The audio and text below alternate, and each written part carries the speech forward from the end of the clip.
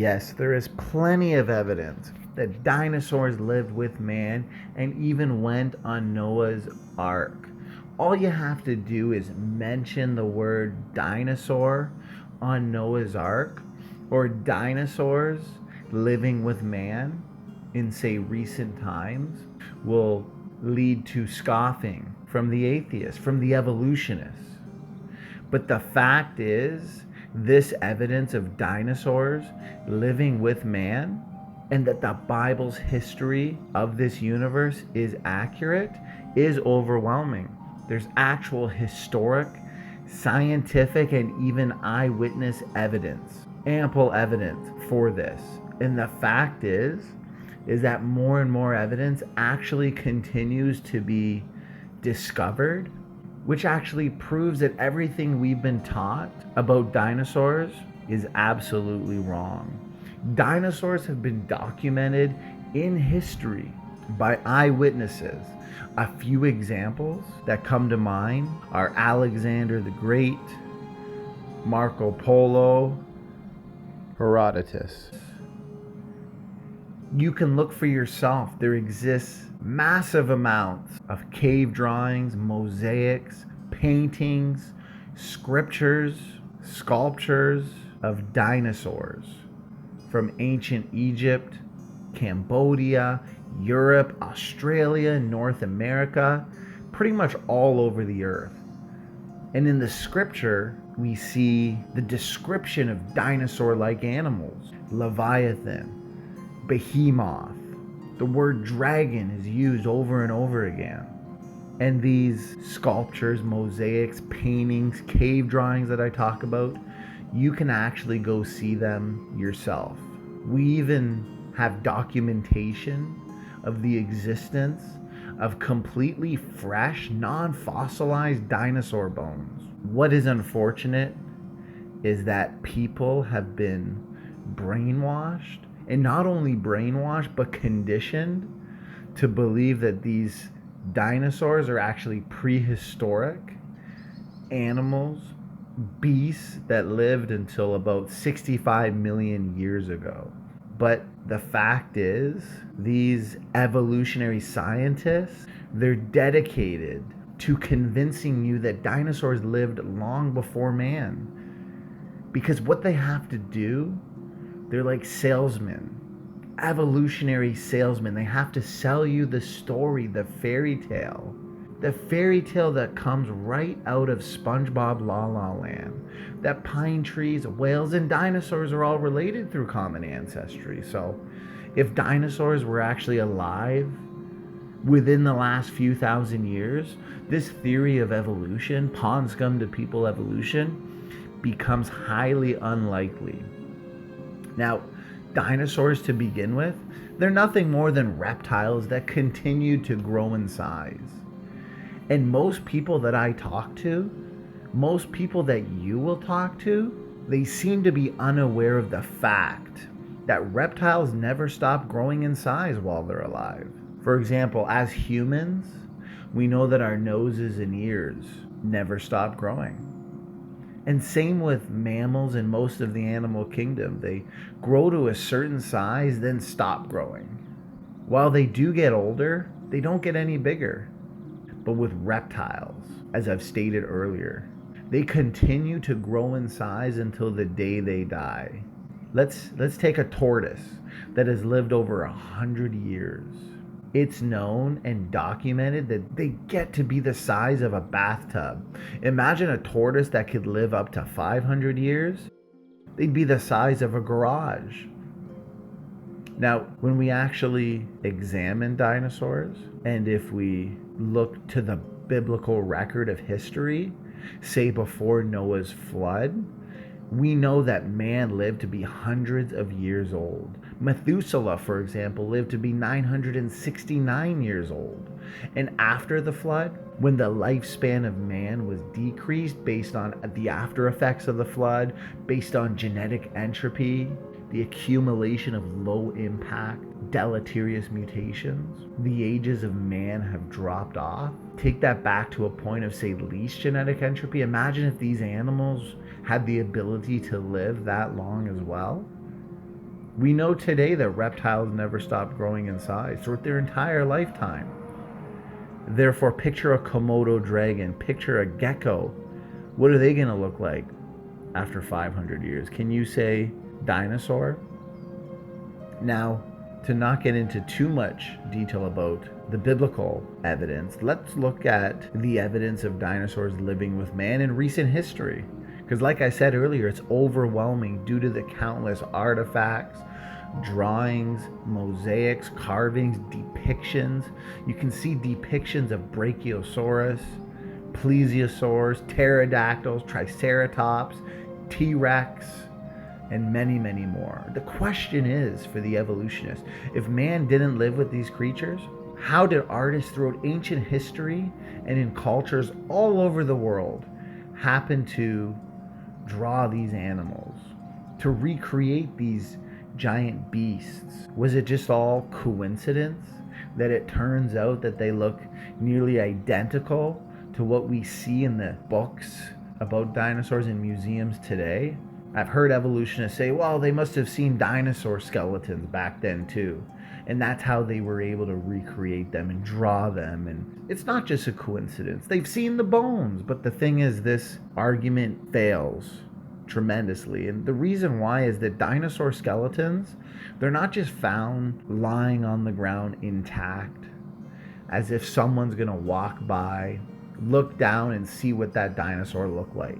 The bones are always fragmented, they're separated, and they're embedded deep within the ground or within the rock. And most of them are missing. Occasionally, yes, you might find a piece of a single bone, say, sticking out of a rock here and there. But at the end of the day, that's pretty much all that we actually find. And if you actually think about this logically, what does logic say?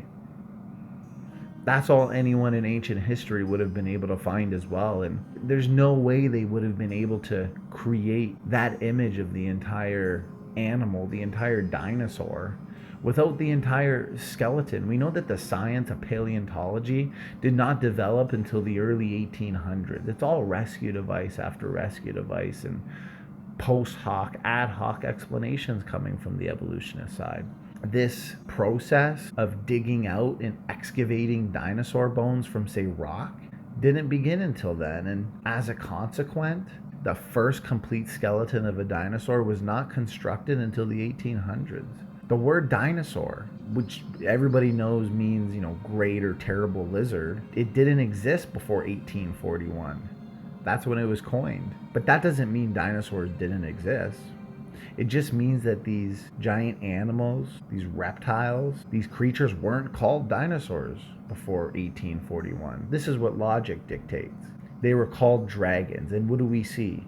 Thousands of dragon legends from cultures all around the world. Dragon sightings have been documented and recorded throughout history by eyewitnesses. They've been part of all sorts of legends and cultures all around the earth, from China to England to everywhere. And as I said earlier, there's even over 20 references to dinosaurs in the Bible. But of course, if the word dinosaur wasn't coined until 1841, they were not called dinosaurs, they were called dragons, since the word didn't exist yet. This all fits perfectly within a biblical base model. So how did these people 2,000-3,000 years ago, how did they know almost exactly what dinosaurs look like? Listen guys, there's only two options. Either logically, they saw the dinosaurs with their own eyes, or they could have constructed the skeletons. There's not really a third logical option that won't sound ridiculous at the end of the day. So if we actually look into these explanations and we look at, say, civilizations throughout history, to think that they actually knew exactly what dinosaurs looked like in detail by just seeing, dinosaur skeletons, at the end of the day, that's not logical. Because as I said earlier, the first skeleton was not even put together until the 1800s. And there's not as many dinosaur skeletons as you'd think. The fossil record, we can look to paleontologist Dr. Kurt Wise. He's got a PhD in geology from Harvard University. He'll tell you, this is confirmed. This is fact that only 0.0025% of the entire fossil record consists of more than a single bone of vertebrate animals. And after nearly hundreds of years, 200 years to be exact, of paleontology, we have now been able to come up with just a few fossils of large dinosaurs. And there's almost no evidence in history of previous civilizations digging and excavating bones, let alone creating entire skeletons, as some of these evolutionary apologists would have you believe. But remember, they need to hang on to that primary assumption that pond scum to people evolution is true. At best, if you want to give them something, someone in history maybe found an occasional large bone shard, say in the ground, and tell their buddies, okay, this belonged to some type of big animal, but it's not logical at all. As a matter of fact, it's illogical to believe that they could, with their imagination, guess exactly what, say, a Tyrannosaurus or a Brachiosaurus or a Triceratops would look like. Or any other dinosaurs for that matter. I could go on and on and on. Plesiosaurs, for example. You know, how would they know that these depictions were identical to what they actually look like? The ones that we see in these artworks, the cave drawings, the sculptures, the mosaics, and writings. Writings that we can go into thoroughly throughout history and from many different cultures around the world. Usually, in what it is about legends, thousands of legends, is they come from a common source. Ask yourself, whether you're a believer, you're on the fence, or you're a critic, if these dinosaurs died out 65 million years ago before modern man evolved, and the first dinosaur skeleton was then not excavated and constructed until the early 1800s, how did human artwork throughout all of history just so perfectly manage to come out and depict several types of dinosaurs that look absolutely identical to the dinosaur depictions we see in the science books today? It's a simple answer, guys, as everything is. Start with a biblical-based model, a biblical-based assumption. What's the answer? They drew what they saw with their own eyes. Behold now Behemoth, which I made with thee. God knew what the objections would be, and he's already covering it right here. I made Behemoth with thee. He eateth grass as an ox. Lo now, his strength is in his loins, and the force is in the navel of his belly. He moveth his tail like a cedar. The sinews of his stones are wrapped together. And Behemoth is clearly a dinosaur. If you just look at the sheer size, the proportions, and when it talks about he moves his tail like a cedar, and then people say, oh, it's an elephant. Have you ever seen an elephant's tail? A cedar doesn't come to mind. Okay. Doesn't really matter what young Earth creationists believe Leviathan and Behemoth were, because we know for a fact that non-avian dinosaurs went extinct over 65 million years before man was ever around.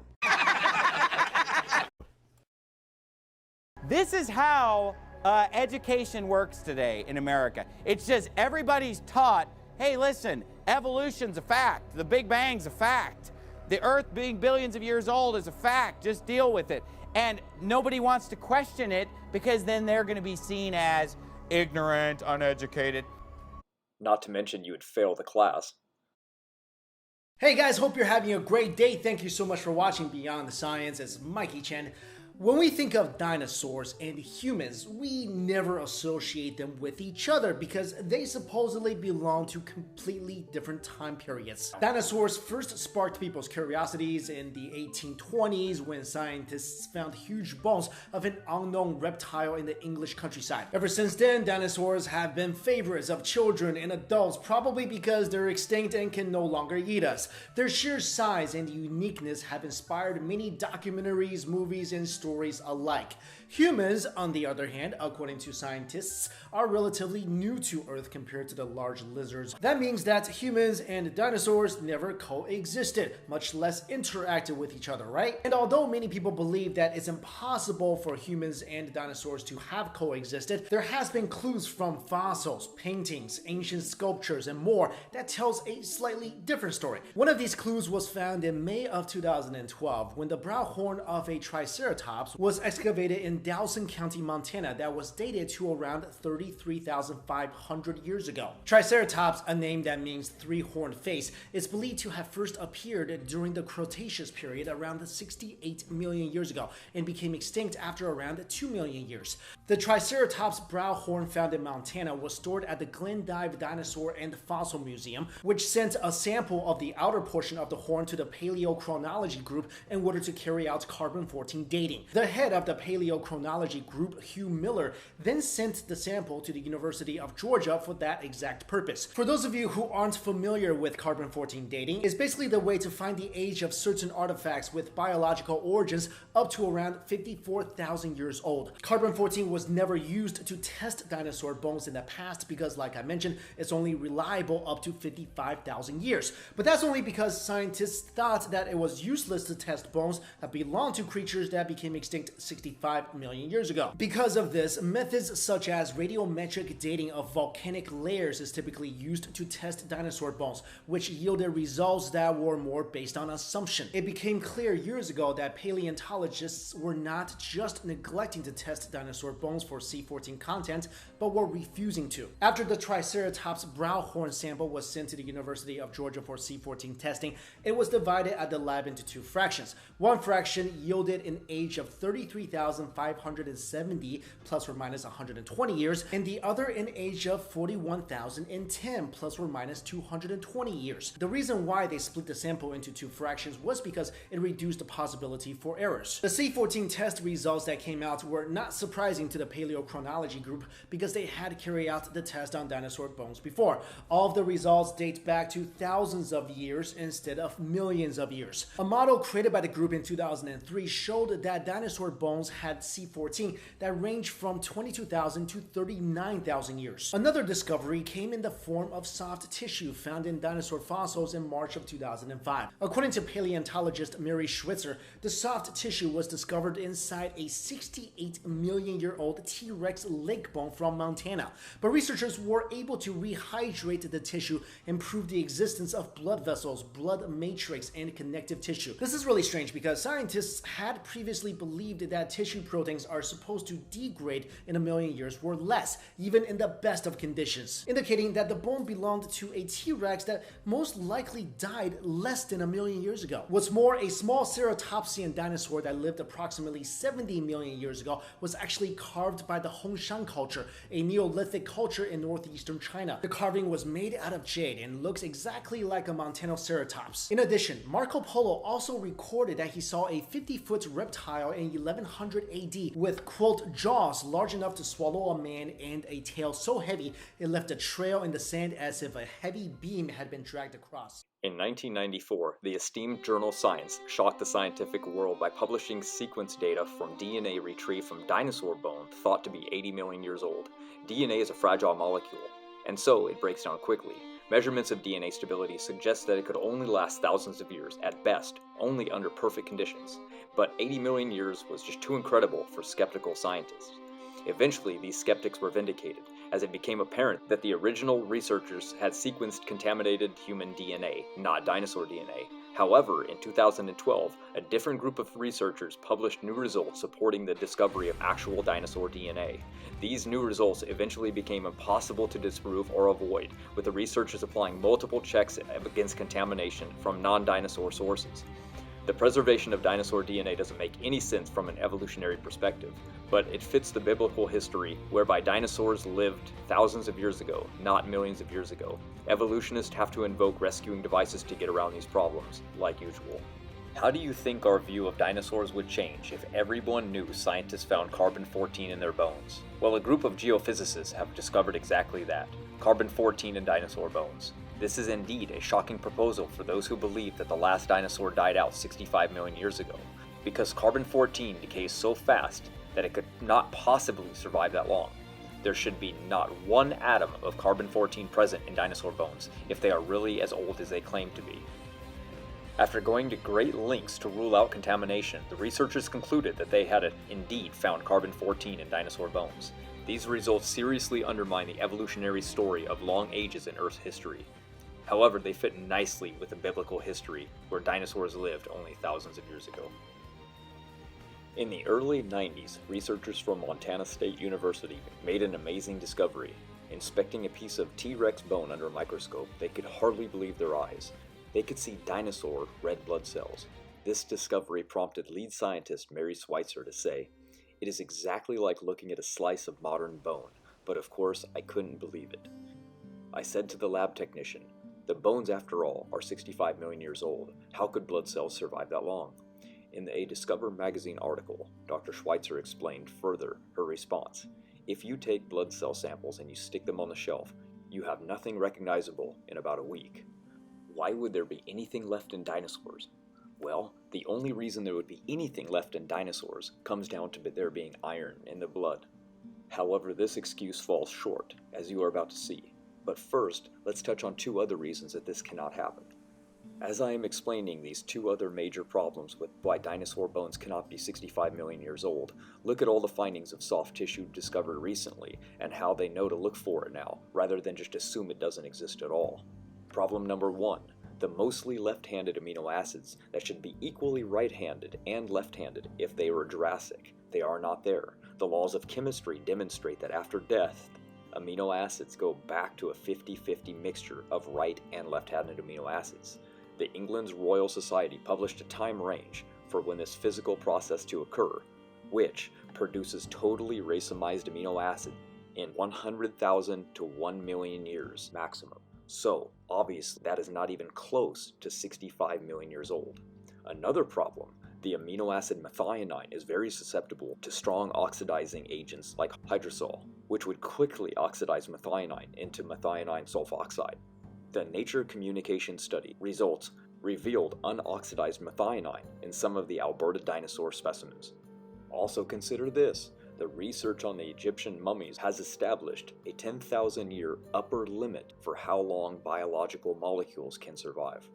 Now, back to iron for just a moment.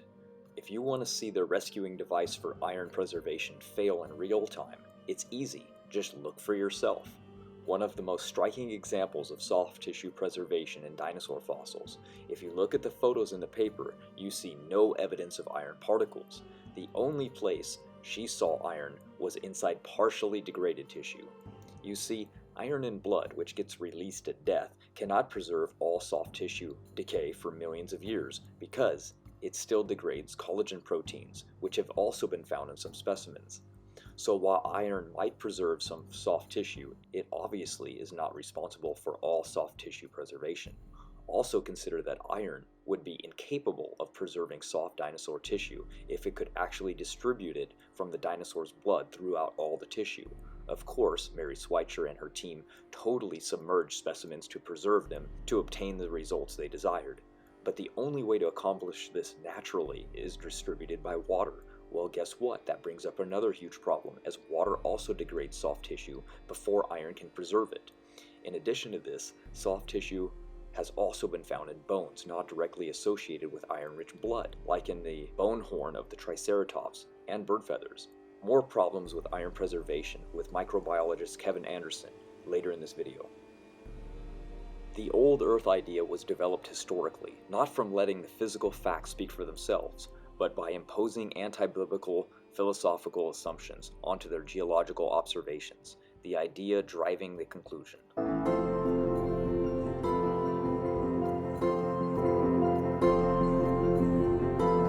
Well, we were looking at dinosaur fossils. The bones have been fossilized from dinosaurs. And these honestly look more like rocks to me, but they're... What do you have here? What are you studying? Well, this actually is not a bone. These are fragments of a Triceratops horn. Okay. In 2012, the Creation Research Society sponsored Mark Armitage and I to go to the Hell Creek Formation in Montana, which is a very popular place for finding dinosaur bones, and we instead dug out a Triceratops brow horn. Now, it's just in crumbled pieces now, so we can't really, put it together and show you a horn. And what we've done, of course, is have to work with it where you actually destroy portions of it. But you have to recognize that inside that rock-looking structure are tissue, cells, and protein still there. All right, so let's go back for a second, because if this horn or part of a dinosaur had been buried for millions and millions of years, you would not expect to still be able to see tissue. But are you saying that's what we're finding? That is absolutely what we're finding. In fact, in a Nature Communication paper in 2015, they referred to it as common. So is this unusual for those who have followed the traditional paradigm associated with when dinosaurs lived and when they died? It would certainly be not at the least expected. In fact, Mary Schweitzer, who was the first one to really make this popularized, the first one to really get discoveries that were noticed by a wide range of scientists, she comments in interviews that she had her technicians repeat the study over and over and over again, simply because it's so difficult to understand how you could have this material still in a dinosaur fossil that is supposed to be 65, 70, 75, 80 million years of age. Because any competent biochemist knows that tissue, cells, proteins break down. They're not concrete, they don't just exist for eons of time, they break down. And in fact, they tend to break down fairly quickly depending upon the conditions. And certainly in Hell Creek, the conditions would be warm up, cool down, warm up, cool down. We found this horn, for example, just a mere 1 foot below the surface. So there was no thermal protection by being deep in the ground. So it would have been very much subjected to fluctuations of hot and cold and hot and cold. And any biochemist can tell you that is the fastest way to destroy material. It's difficult enough to envision it surviving for 4,000 or 5,000 years, but 60 million years, 70 million years, see, that really becomes very difficult to make any kind of biochemical basis for how it could have survived. Okay, well, let's talk now about what you do with these, okay? You've got these here. What would be your standard process of wanting to then examine? Well, as you can see, these look like a rock. So what you have to do is you have to literally dissolve the rock away. So what we do is we soak the fossil material in a solution called EDTA. It's a very mild acid that will grab the calcium ions out of the fossil. And so you just literally dissolve the fossil. And what you'll have after you dissolve the fossil is the tissue will be remaining, because the EDTA won't dissolve the tissue. So where are you now in this process? What would be your next step? Well, some of these have just started, but the next step would be then we would take and we'd pour off the solution. Okay. Right now, I'm not worried about what's in here. I will collect that and analyze it at some point later. But right now, I'm just wanting to look at this. What's left there? Right. Okay. So then I'll bring this over to what we call a dissection microscope. Mm-hmm. As you can see, what we see is this is, in essence, dissolved Triceratops horn magnified. Well, Kevin, what did you find then when you were looking at the sample and you actually found some tissue? Okay, here's what we found. Here we have a piece of the horn that has been decalcified, like what I just showed you over on the bench. Mark Armitage was our microscopist working on this, and Mark then took a piece of the decalcified horn and put it under a microscope. See the fibrous material there? That's part of the composition of the bone matrix itself. But what's really of interest is see the white material here on the surface swaying back and forth? That's actual dinosaur tissue on the surface. See, this is not a solid fossil. This has got tissue characteristic to it. See, notice how it flexes back. That's, of course, very interesting, how you pull on it, flexes back, pull on it, flexes back. That's characteristic of tissue. That's what tissue would do. Now, Mark then was able to extract some very thin layers of elastic material away from the inner core of the horn. But he didn't have to decalcify the horn in order to do this. You can see it's stretchy, it's flexible. In fact, look, notice, see how it's stretching? It's stretching almost to twice its original size of what it was. See, this again is original dinosaur tissue that he's peeled directly from the fossil. There was no decalcification that he did first.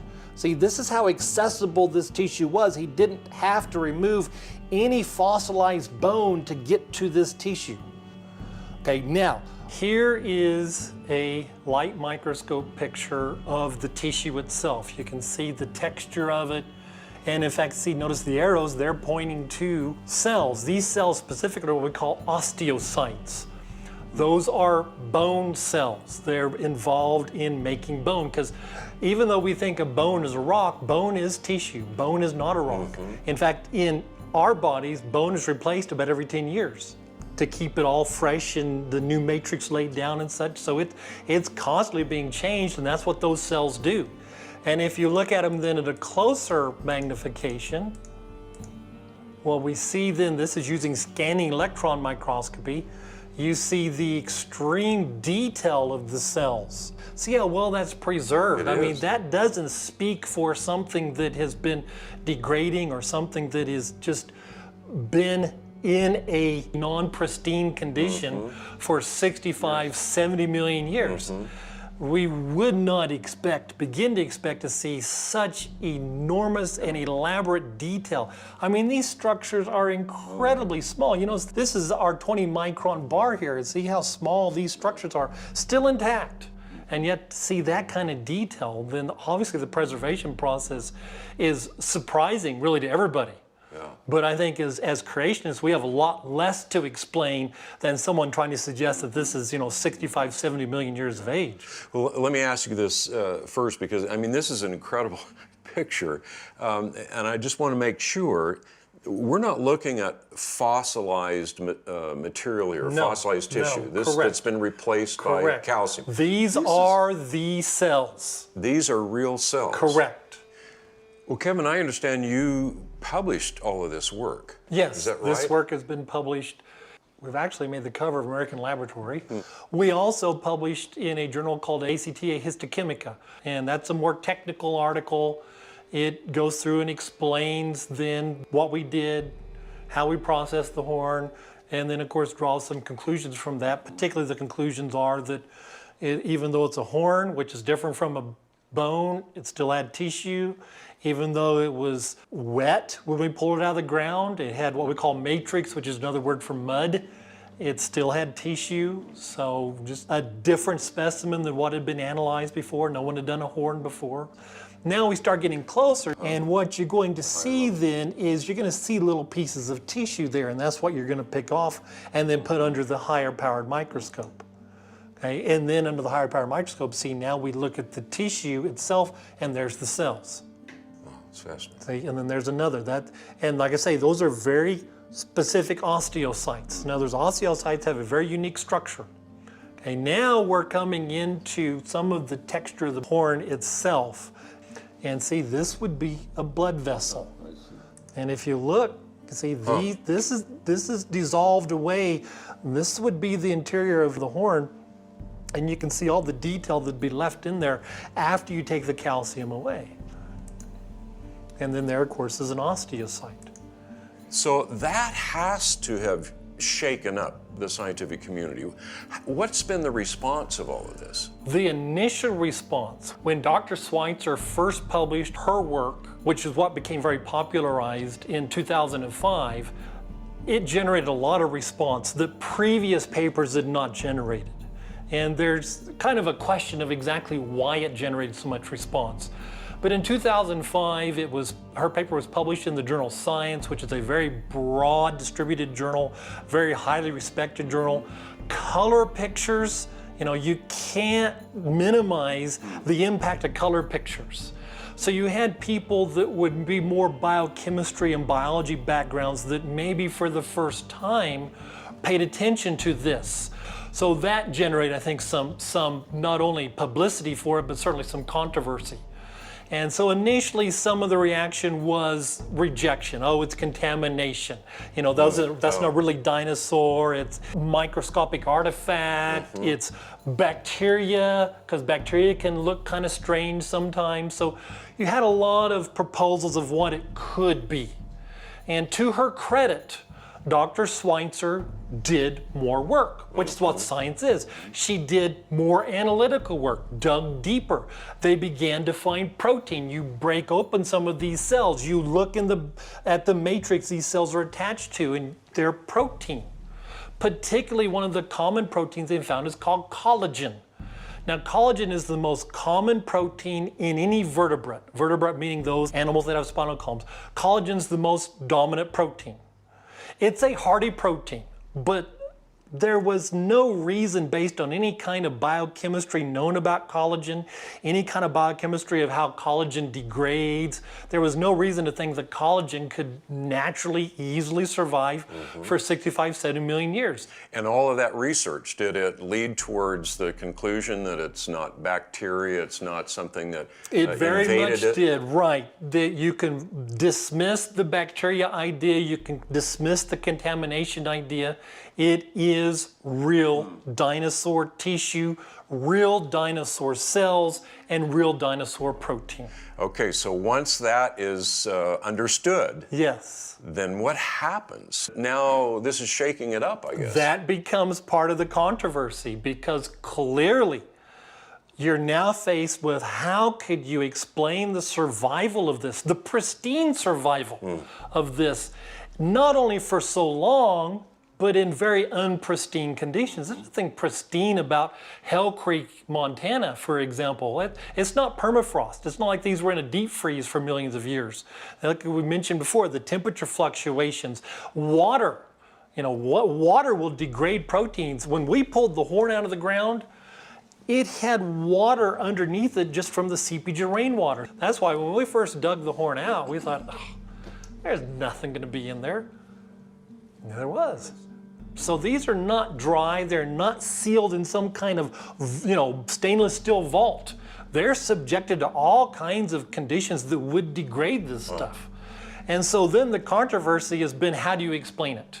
And if you read some of the literature, there's almost like desperation of, would you guys please explain this? Because they recognized what the implications of this could be.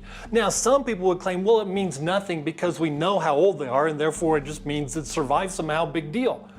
But how do you know how old they are? Well, you used methods, supposed methods of dating. Well, this is a method of dating. The tissue itself can't be discounted as part of a method of dating. So why do you say that doesn't count, but this does count? Well, it's all the paradigm drives your conclusions. The paradigm is it has to be old, therefore methods that give us an old fossil are what we choose. Something that doesn't give us an old fossil, like tissue, we have to reject or explain away.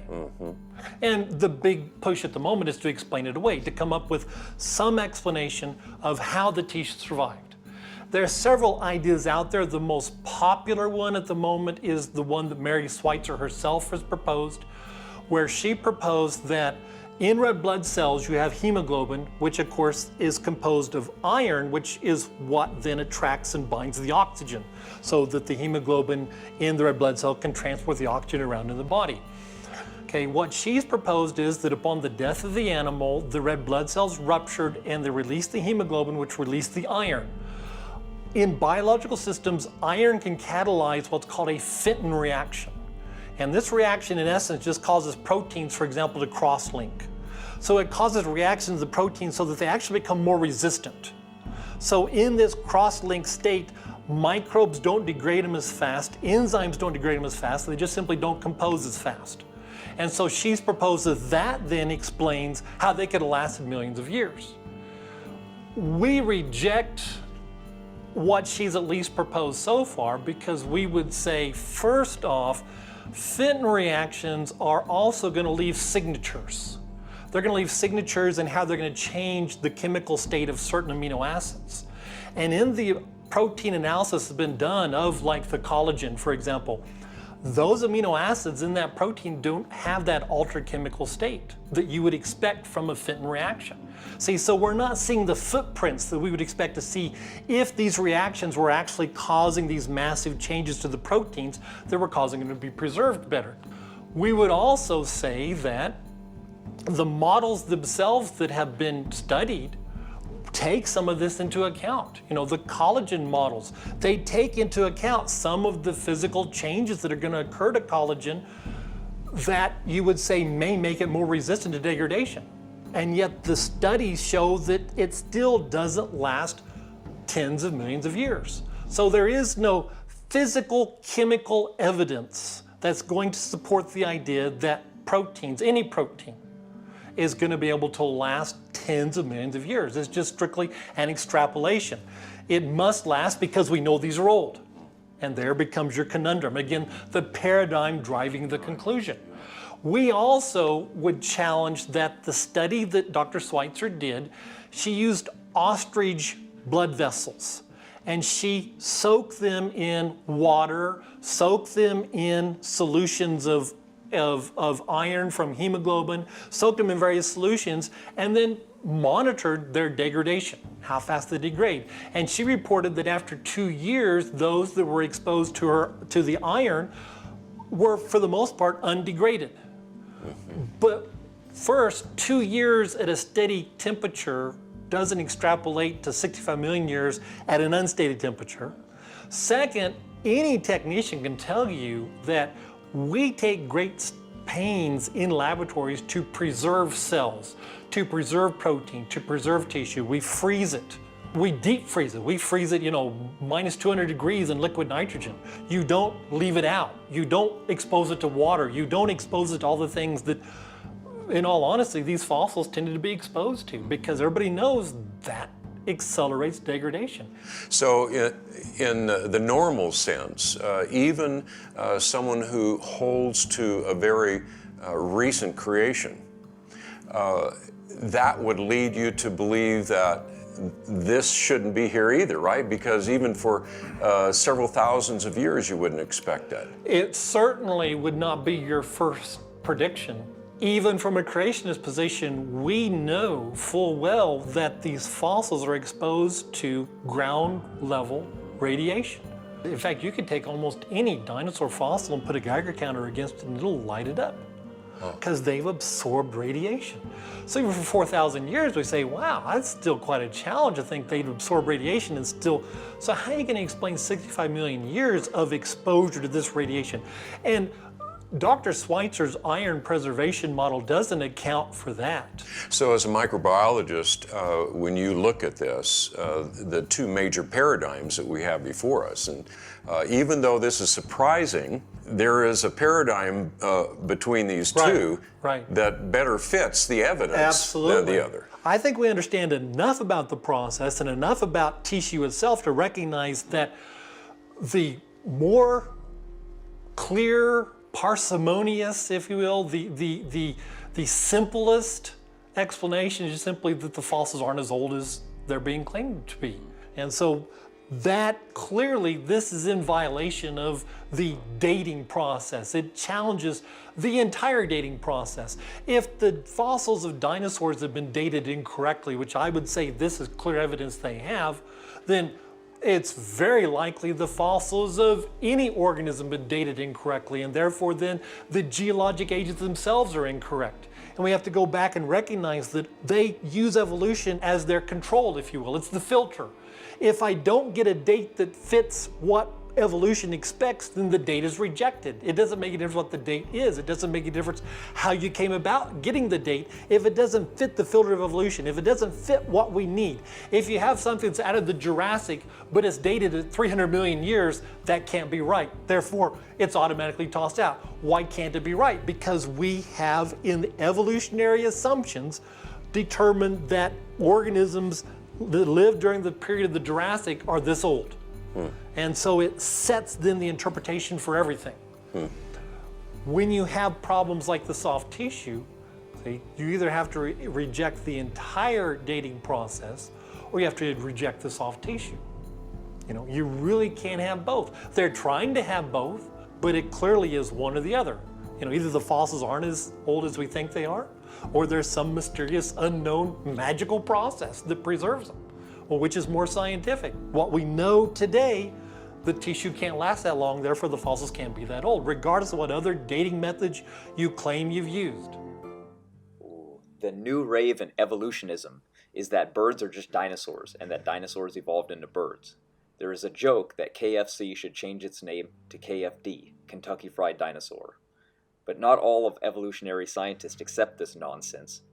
A proponent is one renowned ornithologist, Alan Feducci of the University of North Carolina. He recently stated, "The theory that birds are the equivalent of living dinosaurs and that dinosaurs were feathered is full of holes, so much so that creationists have jumped all over it."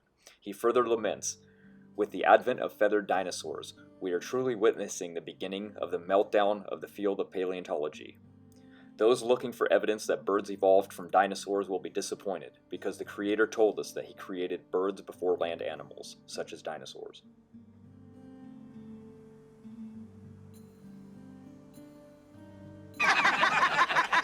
This is USA Today.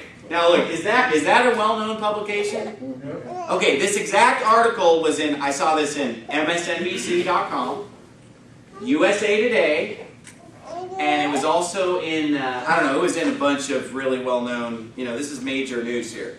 I mean, it was like, I Googled this and I got tons of results from all different well-known magazines.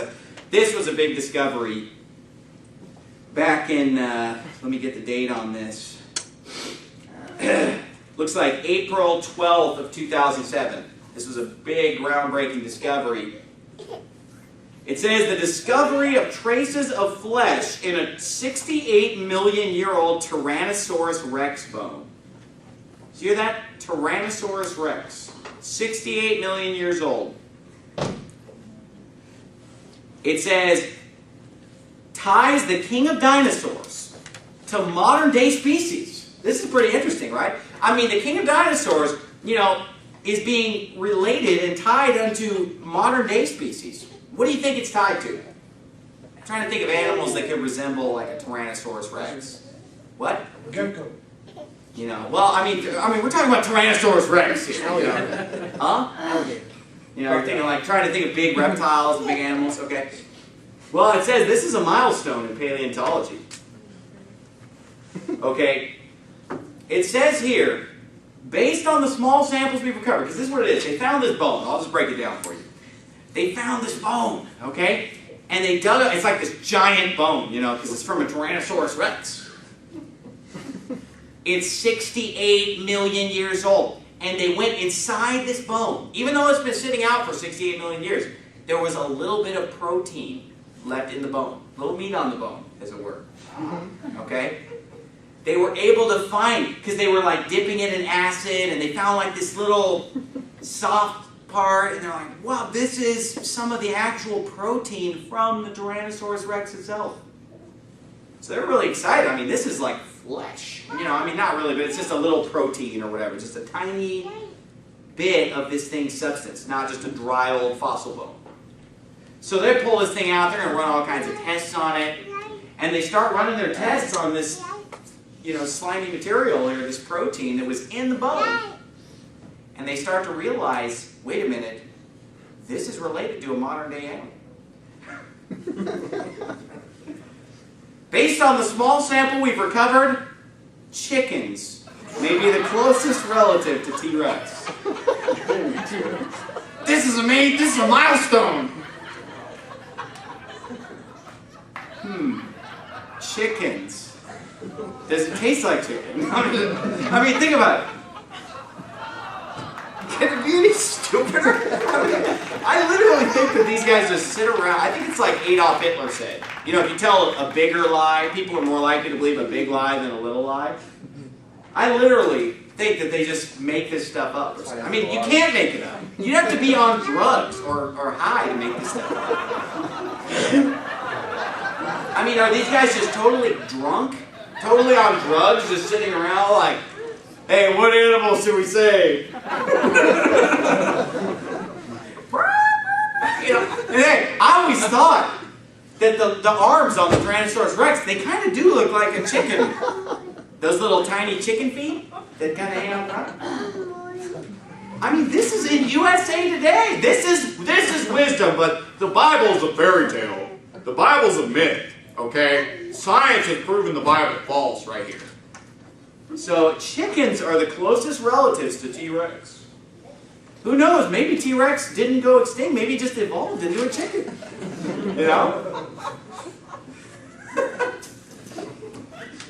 In studies reported to the Journal of Science, Asar and colleagues concluded that 7 traces of proteins detected in purified T-Rex bone must most closely match those reported in chickens.